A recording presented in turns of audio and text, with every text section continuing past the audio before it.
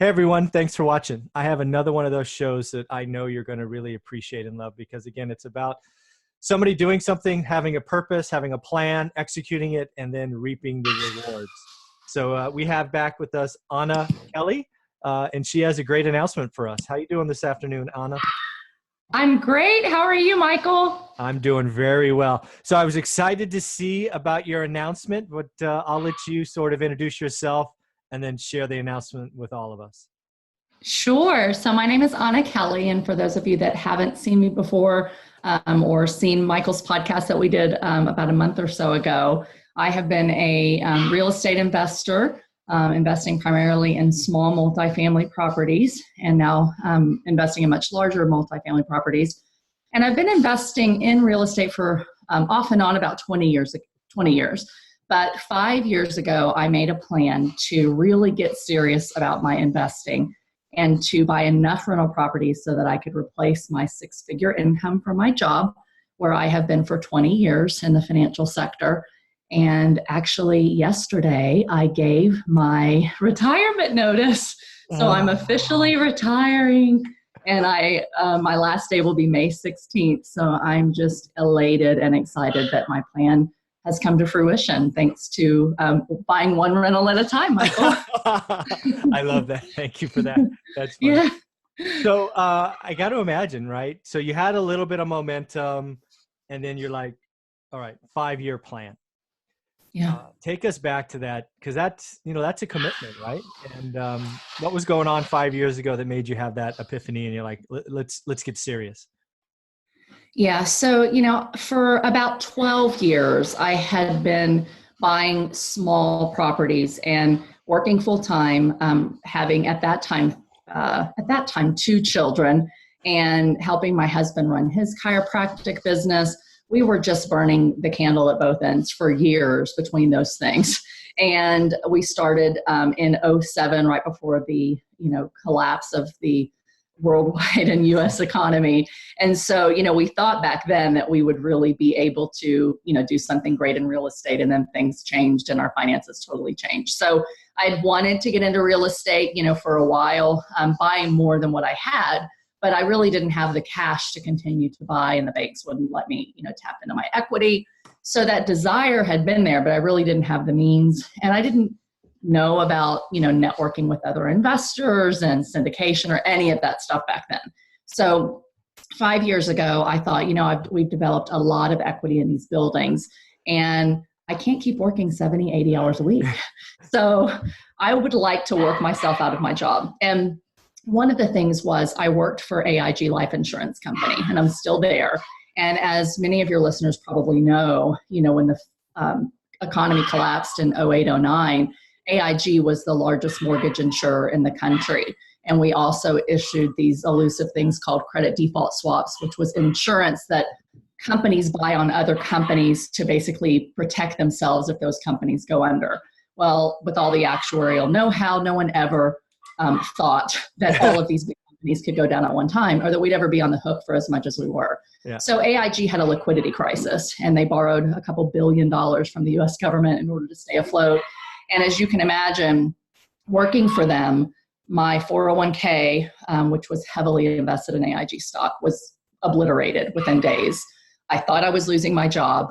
And even if we survived a few months, I didn't think that I would last for very long. Right. So quite frankly, even 5 years ago, we had survived, but my department was downsizing. We had gone through multiple CEOs, and we really thought that our department was going to be sold and laid off. So having moved from Houston, where my main department is located, to rural Pennsylvania, I thought the likelihood of me finding another six-figure paying job from out in the farmlands of Pennsylvania was pretty slim. Yeah. Without having to travel and whatnot. So I thought, you know what, if I just started investing my equity in more properties, in about 5 years, I could get to the point where I could replace my six-figure income, have enough of a stash above that to pay for health insurance and vacations and to save a year's salary and 6 months expenses.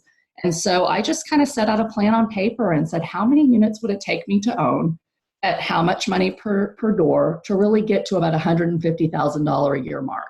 And that was enough for us to continue our current lifestyle, to travel a little bit and to keep my kids in private school. And so I wasn't really in it to get rich necessarily or have millions of dollars in equity necessarily. It was really all about making sure that I bought the right assets that would produce that cash flow that I could depend on, for the next 20 years. Yes. So 150K a year is roughly 12,500 a month, roughly. Yes. And so when you started this 5-year plan, you had a few, so you were at like $2 or $3 grand a month, maybe? I had 12 units. Okay. And this is bad, but I don't remember exactly what my net number was, because at that time, it maybe wasn't quite 3. Yeah. Because every time we made money, we put them back into remodeling the next unit. I remember those days, believe me. Yes, updating every unit as people moved out, and new HVACs and new roofs and new windows. So we were trying to really make them to where over the next 20 years, they would be very solid assets that would have very little deferred maintenance or big gotcha price tag items. Yeah. So, the first few years we bought them and made them very nice. So we really didn't live off of any of that cash flow. It was just a matter of getting started and, making sure the buildings were nice. So 5 years ago, I had 12 units though, Michael. Yeah. So that's actually, people need to hear that, right? I talk about the foundations, right? You got to decide to get started. You got to get off 0 to 1. And then as you're building up your foundation, you're right. All that cash flow that comes in, positive cash flow, you're just reinvesting, right? We didn't take Absolutely. a penny out of real estate for 15 years, probably 14 years.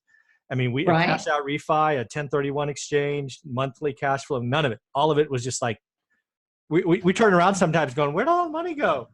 Yeah, absolutely. And even over this 5-year journey, because my goal was the cash flow and the number of units to get there, every penny that we made that wasn't, buying distressed assets, putting into those units, when we would cash out the equity on a refi, we would take that money and use it to buy another one. So we lived on very little of the cash flow over the last 5 years. It was all going back to buying more, making them nice, and then setting it aside in our savings fund, which would allow me, to finally retire and do so safely and conservatively. So honestly, I'm just now going to start actually living on the cash flow. Yeah. We haven't done that before. It's all been kind of set aside. So it's not going to feel much different to us than it has over the last 5 years, because we just weren't living on it, and now we can. That's awesome.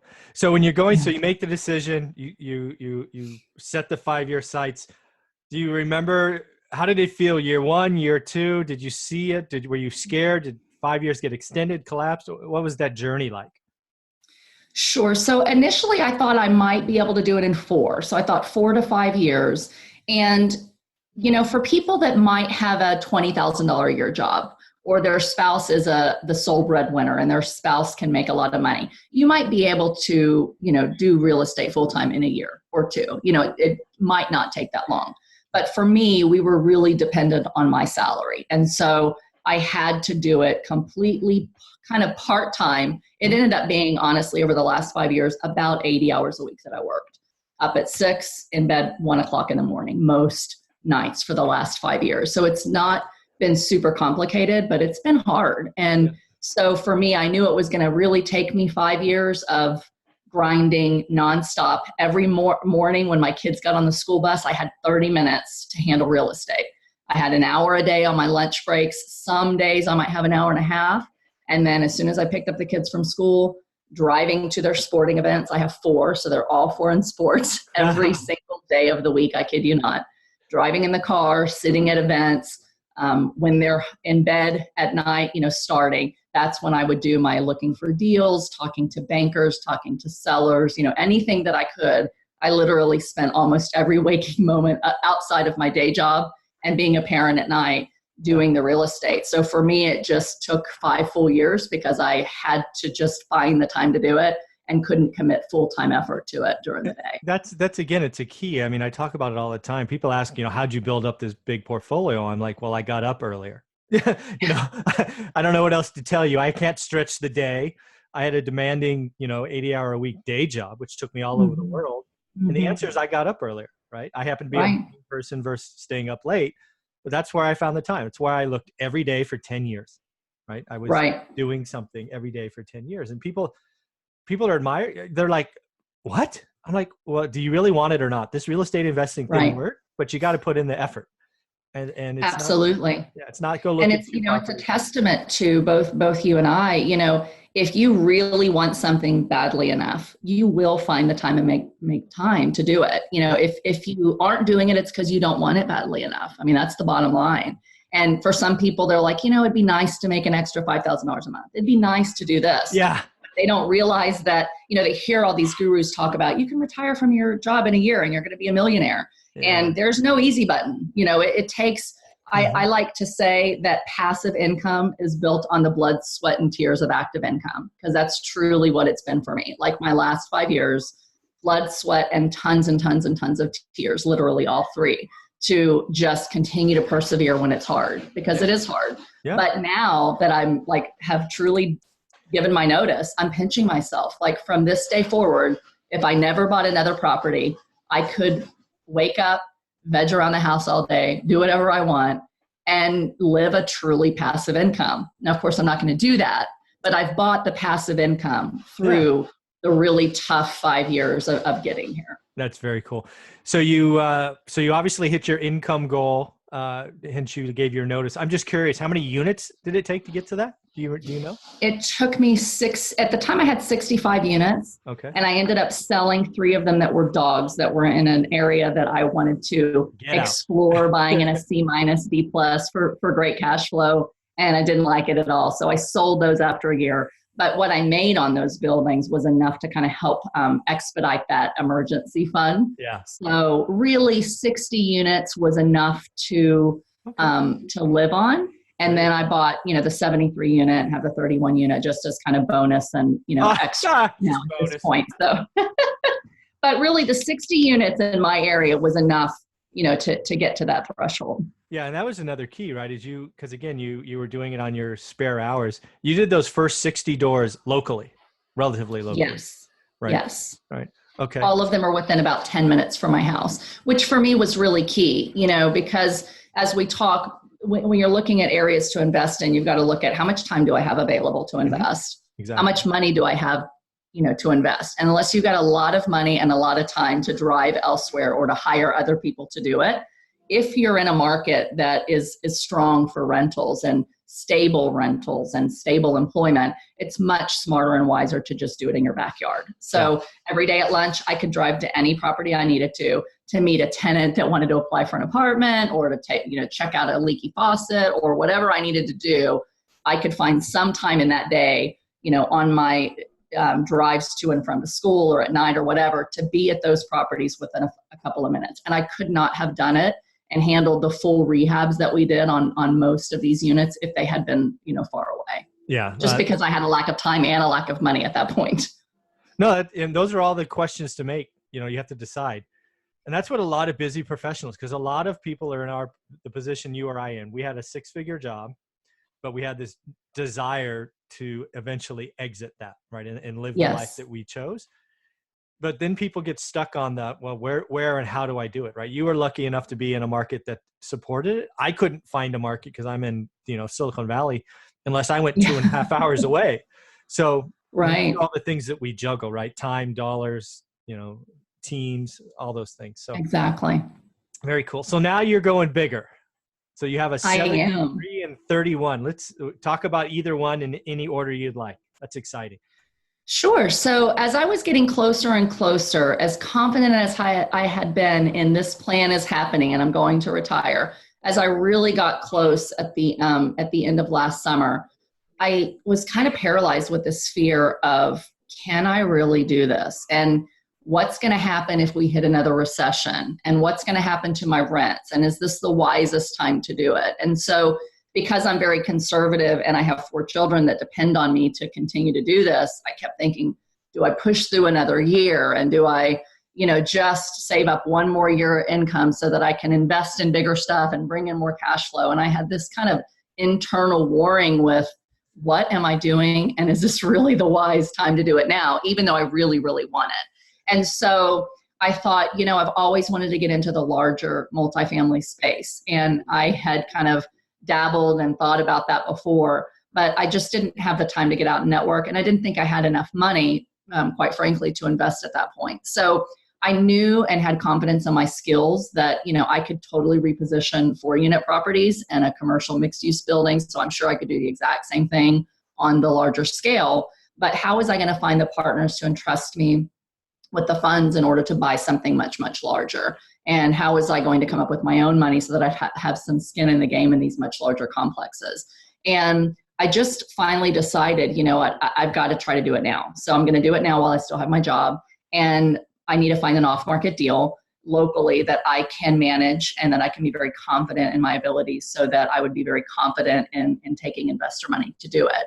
So I found an off-market deal. I put it under contract, and I called a local investor who we had just recently had a couple of meetings, but we'd kind of known of each other for a couple of years through a couple of networking events that we had gone to, and just said, hey, I've got this great deal. I know you're looking to move into larger multifamily. So am I. We both had, quite a few rentals. He had about 3 times what I did, and he flips 50 or 60 properties a year through his company.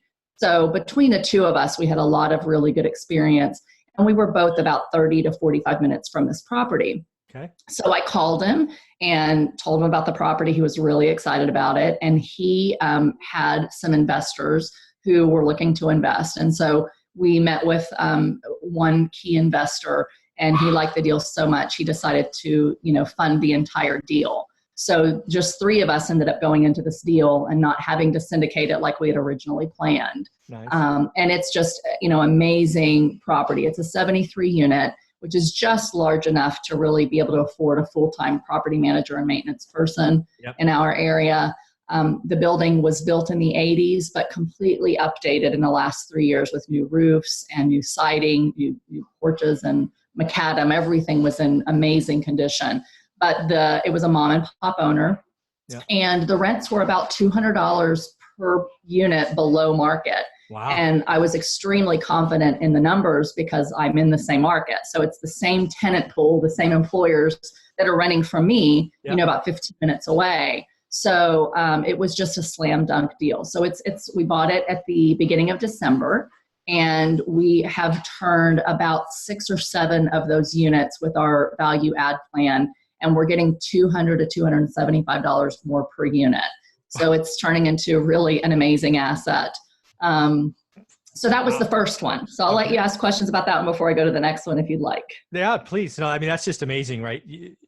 Doing your homework, getting confident in your area, and knowing that rents are $200 each. I mean, that's just simple math, right? $200 times 73 units.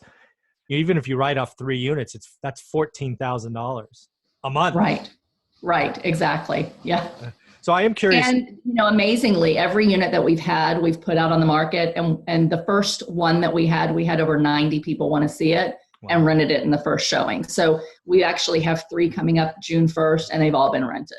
Nice. Here we are in early April. So it's just such a nice asset. It's like an A to A minus area. I'd call it a B plus asset because it's a little bit older. Sure. But just extremely nice property. So those are obviously the kind of properties that I'm going after. But they're quite frankly not easy to find. Yeah, no, they're not easy to find. That's that in that market. It's in that A minus B plus area. It's tough. I am curious. Because you had 73 units, are you only raising the rent after a remodel, or did you make the decision, hey, half of them I'm going to raise $100 and see if they stay, and then we'll do the other half? Or how does that logic work? Sure. So again, I knew my market pretty well, but it is in a town that's one town over from some of the things that I own. So I looked at all of the surrounding complexes to see what are the rents for the exact same type of unit, as close to apples as you can be. Mm-hmm. And what I found with most of these being $200 a month below market is even for a 2-bedroom, if I raised the rents $100 per month, they couldn't go to the complexes next door for a 1-bedroom for any less than that. So they could either pay the $100 or they could go next door and downsize to a 1-bedroom for about the same hit.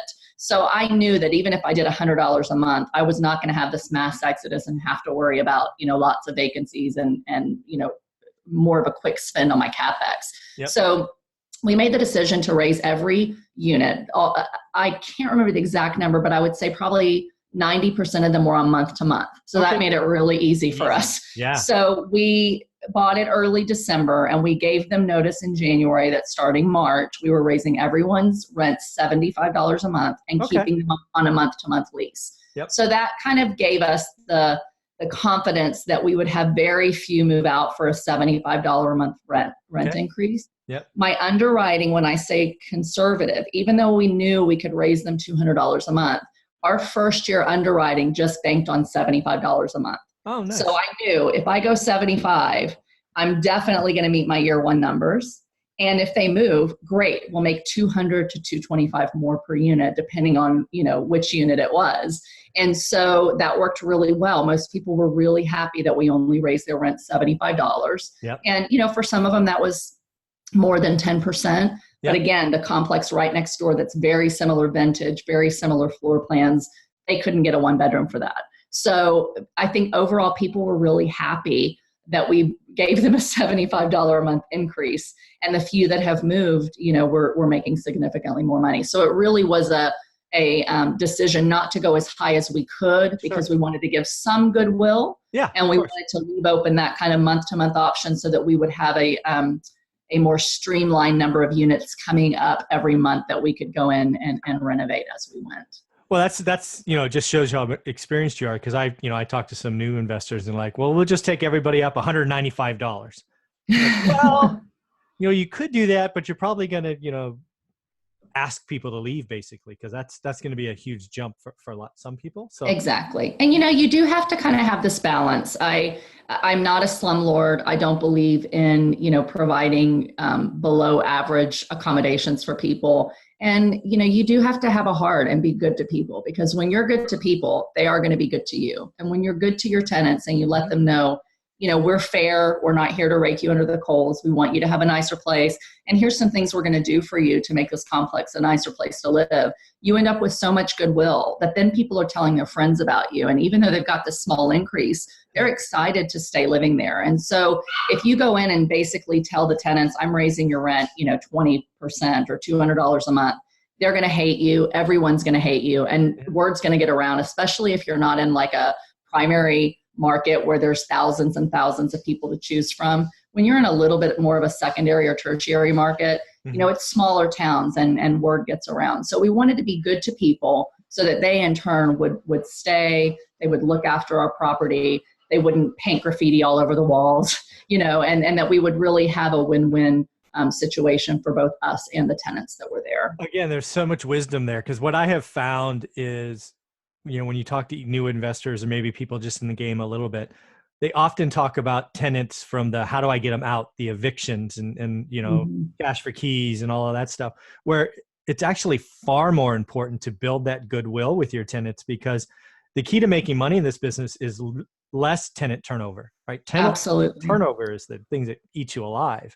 So kudos to you and your team for having that attitude, because if you can get good tenants and then they attract their friends, which are likely to be good tenants, the complex is well taken care of. So very cool. Absolutely. Thank you. Yeah. So I am curious, just because I do apartment buildings as well. When you're doing the upgrade, is it just new flooring, paint, maybe new countertops? What does a remodeled unit look like? Sure. For this particular unit, that's exactly it. This was really, I like to use the term lipstick on a pig, but some people take that term negatively. So I should clarify what I mean by lipstick on the pig. It has really good bones. Yeah. So there was not a lot of buildings there was no functional obsolescence. The rooms flowed very nicely. There's 2 true separate bedrooms that were built to be true separate bedrooms. Most of them have 2 baths, some have 1, and a separate kitchen, a dining room off the living room. And so the functionality of the units themselves was pretty good. And the building had been really well maintained. So, they were off-white, kind of the antique white that all the older landlords use over and over and over again. So there just wasn't any sizzle or jazz or excitement. You walk in and you're like, oh, it kind of feels like a hospital or an older apartment complex. Yeah. So really, when you go with nice tones, and as a female, I really love the new grayish colors. Yeah. They're not quite gray, so they're not super cold, but they're not quite, beige and outdated. So these kind of grayish colors are just warm and they go with everything. So most of them had plain white walls, older carpet, not great carpet. Some of the vinyl in the bathrooms and the kitchens were like vinyl tiles, so they had started to kind of separate. You've got a mixture of bisque and white and black appliances. So it just dated, nothing sexy and exciting about them. So we really went in and I, set with our third parties and said, okay, this is the type of flooring that I want. This is the type of paint that I want. And we picked a nice grayish color to give a two-tone, nice pop of white on all of the trim. We did luxury vinyl plank flooring, throughout the main living areas, the kitchens and the halls. And then we're kind of experimenting where we have a couple of them with carpets in the bedrooms, because up here in the Northeast, it does get really cold. Yeah. And while some people don't like carpet, people really hate to be cold. Yeah. And have, just those cold floors. So even though they could have area rugs, we thought, let's do a couple with carpet in the bedrooms only, and then a couple with, the vinyl plank in the bedrooms. And then we did in the bathroom just new linoleum. So cool. We made those changes. The bathrooms had like oak vanities and oak medicine cabinets that are kind of dated. I just personally hate oak. It reminds me of my grandparents' house when I was a little girl, which is pretty, but dated. So you're just not going to get the top rents. Yeah. So we switched out to some like frameless mirrors, mirror medicine cabinets. And then in the kitchens, in a couple of them, we did granite, but if the countertops are in good shape, we just kept the countertops. If the cabinets didn't look great, we painted the cabinets because they are solid wood and in good shape. And then if there's bisque appliances, we took them out of there and put in, nice white appliances, some white backsplashes. So, just a freshening up without any major reconstruction of the units. Very cool. So then I'm looking at what's the disposition of this asset? Is the idea for the 73 units to own it and give it to your kids? Or is it a value add play where within 3 to 5 years, you're going to sell it and reap a monster reward? Do you have any ideas? Sure. So, we always think about multiple exit plans and what would happen if the economy goes up and what would happen if the economy goes down. The ages of the different investors that are in the assets and our own personal financial planning. So when we're not syndicating a larger deal and it's just a couple of investors, you really kind of have to take into consideration, what are each of your goals and how can we make this asset work for all of us? And so for this particular asset, we are all looking at this really as a 10-year hold. Okay. Number one, because we really like the asset and we think that it's a nice, stable, long-term asset for our portfolio for the three of us. But also we do think that in the next 18 months or so, nobody has a crystal ball, but we might head into some recessionary times where your cap rates are, quite frankly, going to go up. Yep. Your values might come down a little bit. You could have some decrease in your rents and not really necessarily have that 3% growth that we all hope that we have. And so, we could say, oh, great, in 2 to 3 years, the property is going to be worth X. We're going to refinance it. We're going to cash out. But we might not be able to do that. We think that rates will probably go up from where they are now. So refinancing may or may not make sense. But like any investor, we want to create value. So we're doing a value add. We want cash flow now. We want some growth and forced appreciation and an asset that when we sell, we're going to make money on. So, if it makes sense in 5 years for us to do that and rates are okay and any kind of recession has kind of bounced back up, we may refi, cash out, our gains on that, and then just keep the property another 5 years, or we may take it the full 10 years. Very, very cool. It's nice to have options. Right. And that's key, I think, in anything you buy, whether it's a single family house, whether it's a small duplex or a 4-unit or a larger asset. When you go in thinking this is only going to work for this one model, then you can be kind of blindsided by these things that are your uncontrollables. So you want to be able to control everything you can. But everything I buy, I look and say, do I have multiple ways to get out of this if I need to?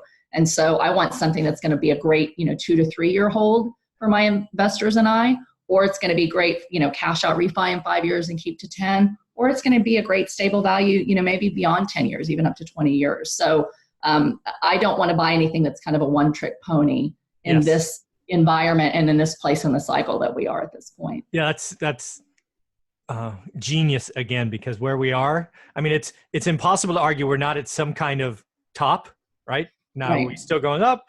Who knows? But we're higher than we were 3 years ago.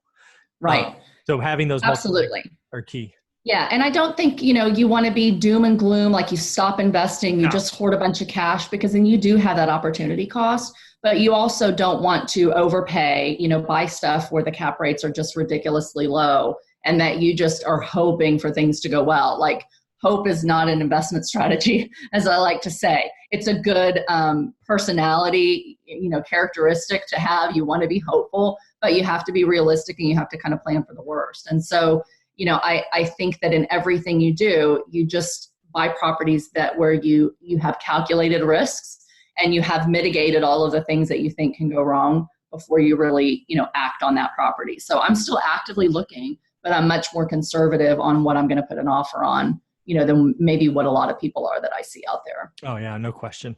So I'm curious now. So you've given your notice. You're going to be out roughly 30 days.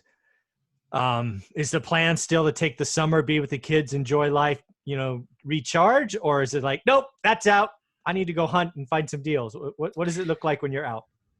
When I am on vacation, I'm always hunting for deals. So Okay. I will say that.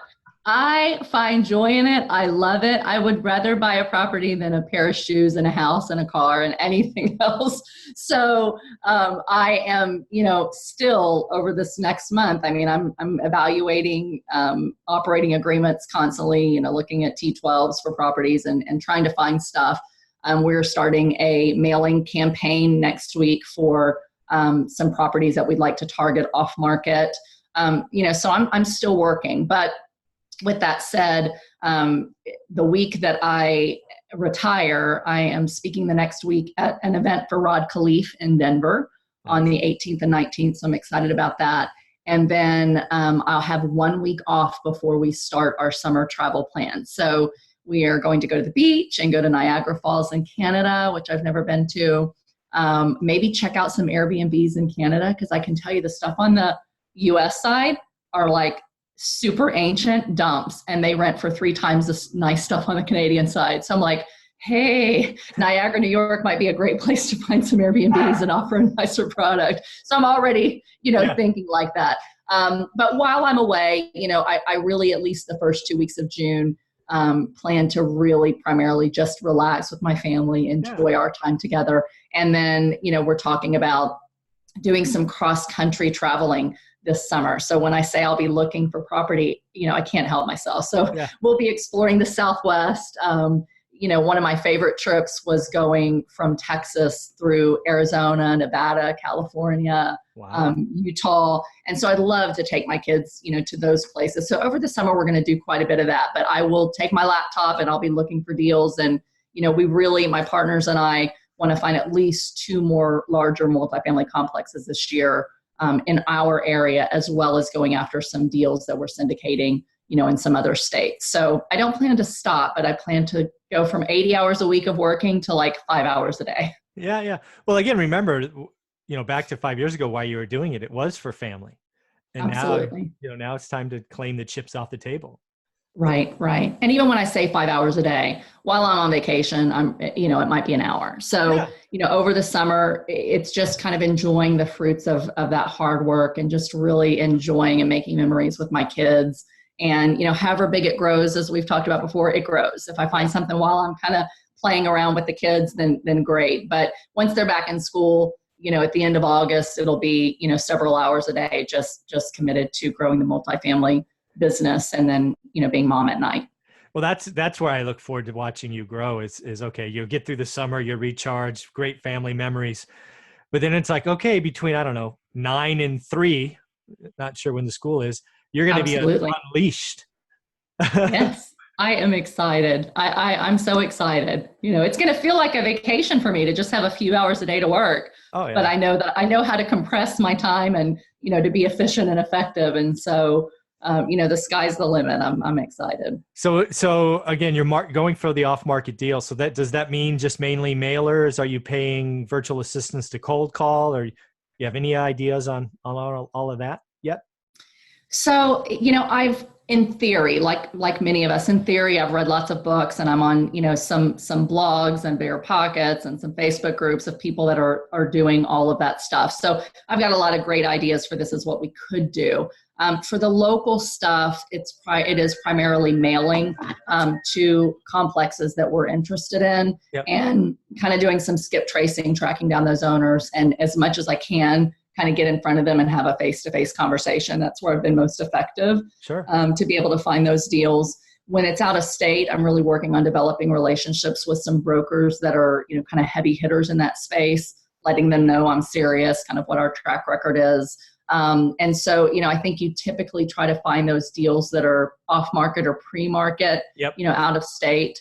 And then developing relationships with some other operators that I've, come across and that I am kind of watching. I'm sure they're watching me as well, but some other people in areas where we're, definitely interested in investing. So my partner, Rob, who flips 50 or 60 houses a year, like they're experts at the tax sales, and you may not necessarily find the bigger ones there, but they do mailers. They've got, people who cold call and wholesalers. And so, using a little bit of his expertise and kind of creative ways to target people, as well as kind of some of the letters and mailers that I've done and those broker relationships. Those are our kind of key primary means of going after off-market deals, at least at this point. Yeah. Yeah. So so we talked about you go through the summer, you start next year, your partnerships want 2 more larger apartments this year. What about your smaller portfolio that I think had 60 units in it? Are you still adding to that occasionally, or is that like set it and forget it?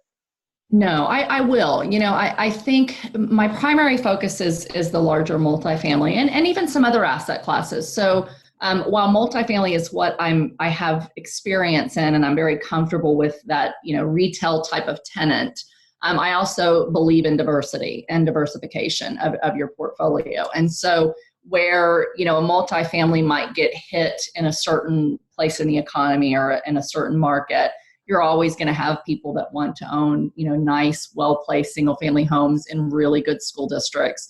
You're always going to have people that want storage facilities. So I'm interested in self-storage, and I've got, I don't even know, maybe 60 or so self-storage units and garages. The aging population makes me interested in some independent living. And so we're investigating that space as well as, residential assisted living. And so there's so many ways to make money in real estate. And I think you shouldn't necessarily close your mind or close the doors to any of those other asset classes. Like, you keep your primary focus, like 90% of your time, on what you're going to do. So for me, it's the larger multifamily. But as deals get presented to me, that are in my own market, that are easy to add to my 60 unit portfolio because it's right next door or it's down the street or I know it, I'm definitely going to take advantage of those opportunities when they come, if it's the right, property. So I basically look at myself primarily not as a multifamily investor, but as an income stream investor. So I want to buy things that are creating income streams and having multiple income streams that I can depend on and that are going to be consistent. And so primarily, that's multifamily for me. But you also have to kind of look, and this is putting on my old, private banker hat, where we talk to people about, all kinds of investments.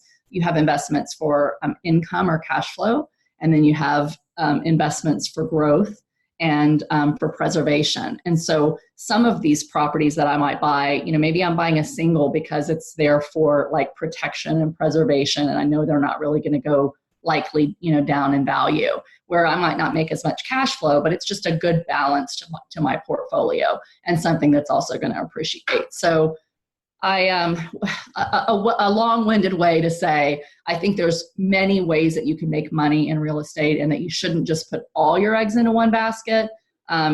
Be willing to, take on opportunity where it presents itself, but without being like all over the place. You're never going to do well if you're too focused on all of it, all at one time. That's awesome. That makes sense. No, it does. Absolutely. And one thing I want to make sure we do is how can people get a hold of you or follow you, Anna? Because you give so much already, whether it's a speaking event in Denver, your Facebook group, all that stuff. How can people follow you? Because they really should. Thank you so much. Primarily, I'm on Facebook just from time to time. I'll probably be on it more when I'm actually retired and doing completely full time. But on Facebook, I'm Anna REI Mom Kelley. I also have a Facebook group called Creating Wealth That Lasts with Anna REI Mom. You can find my website at